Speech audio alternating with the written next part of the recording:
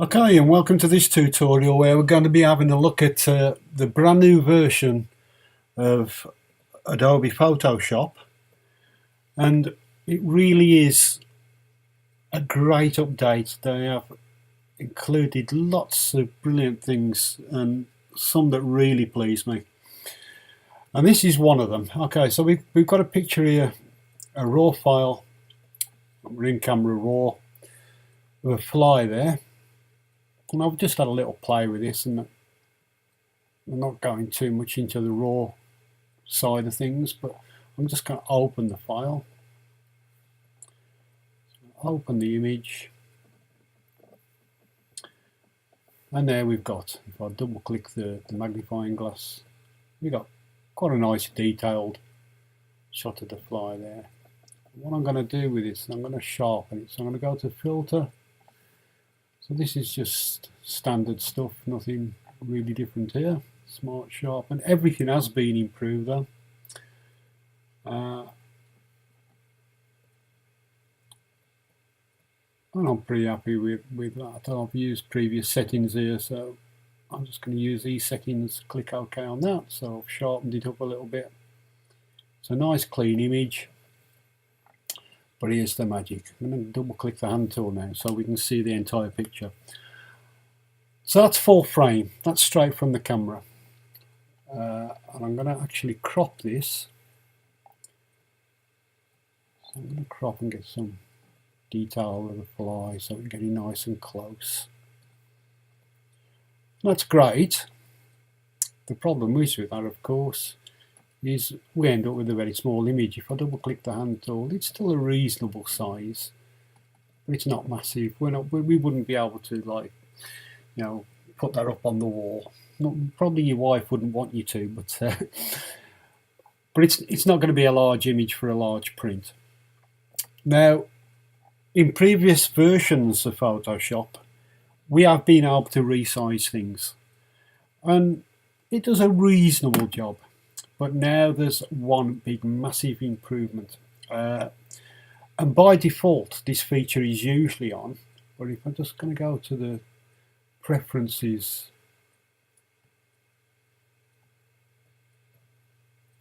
just go to, I think it's on technology previews. Okay, so basically these are new things that they brought in. They're not complete yet as such, but there's a couple of things on there, and it's enable preserve details to upscale. So this is a brand new feature, and they've done a lot of work on this, and it's really good. Another thing on there is enable paint symmetry. That's another thing. If you're using a paintbrush, it allows you to draw in symmetry, to paint in symmetry. So I'm going to enable that while I'm there, because it's something I'll have a look at in the future. But that isn't enabled. I think that the scaling one is, but that's never enabled. If you want to use that feature, you've got to go into the preferences and actually turn that on. Okay, so we've now sharpened this. Let's go to the resize. So we go to image, and we go to image size. Now I've been having to play with this, so straight away on the resample part, I've got preserve details there, but you wouldn't. When you first went to that, you'd have to click on this and select preserve details to on the resample section, and it needs to be ticked, so it's going to be resampled. Also, I've got mine set on %. You can have pixels, and we see at the moment we're at 1900, so it's just under 2000 pixels. We can change it to pixels or whatever. I'm going to change it back to %. And what I'm going to do with this is to change the width. It will actually change both, but let's try 300%. Now it does give a little preview here. And basically, we can click in. So I'm going to go to some detailed area there. So first of all, this is showing it at 100%. And if I hold the mouse down, sorry, that's at 100%. That's showing the work that it's actually done when it's resampled. And if I hold down the mouse, that is the original. If I let go, that is the upscale version, and you can see it's fantastic. It's the detail. It's really keeping a lot of the detail there. And if we go to the noisy sections there, by that size, that's fine. There's hardly any noise there whatsoever. And we can see the size will now be 5,900. So that's actually bigger than the full frame picture. And a 73 megapixel file when it was an 8 megapixel file. Okay, so you can really see how much you can reduce noise. If we just take this up and take it up just a tiny little bit. I won't take it up much because it's not bad at all, but you can reduce the detail. I'm going to click on OK, and there is our monster sized picture of the fly. So you can see how good this is going to be, especially for things like macro and that type of work. Even, you know, if you bird photography, you can quite often you can't get close enough. This is going to bring you closer. And I've just noticed a couple of little sensor spots there. So I'm going to see what it's like now we've resized it, what it's like resampling. So let's just get rid of the little spots there. Done. Okay. Now let's have a look. Hold down spacebar. Let's have a look at this. Let's see what happens if we just sharpen this. So this is, we go to filter, sharpen, and I use smart sharpen. And I've already got my basic settings on there, so I'm not going to alter that figure, but just look at the difference. That's amazing. At that size, remember we actually made it that much larger.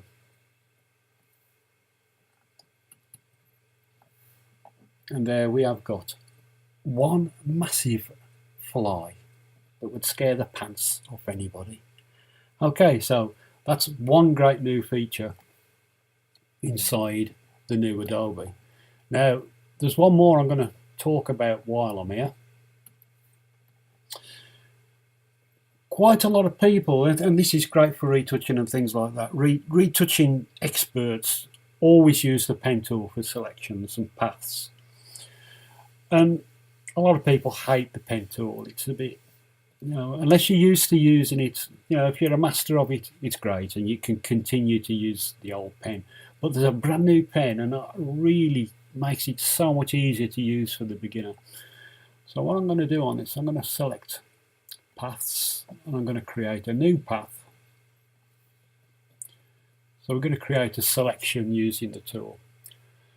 And on the pen tools, if we click there, that's your normal pen tool, you can see there's now a new one which is called the curvature pen tool. So let's imagine this is the pen tool for dummies. Okay, so that will suit me. I'll need that one. Now I'm just going to click. So I'm going to go along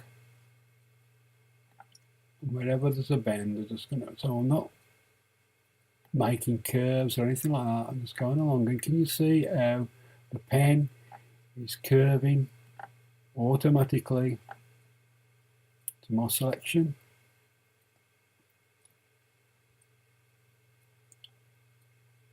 So I'm going along.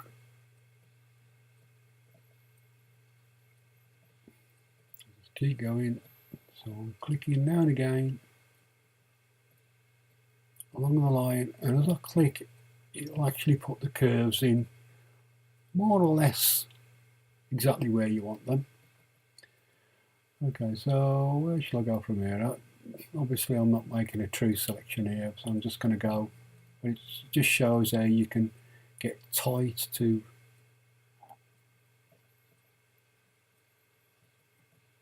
your subject. I'm doing it really fast, and then I close the tool, and there we go. Now, the beauty of this is, if you use the old pen tool, you've then got to go to other tools to do add points or to move things. But with this, you don't. You just simply go to a point, it turns blue, and when it's blue, if you hold that down, you can see I can move that out so I can get it exactly where I want it on the line.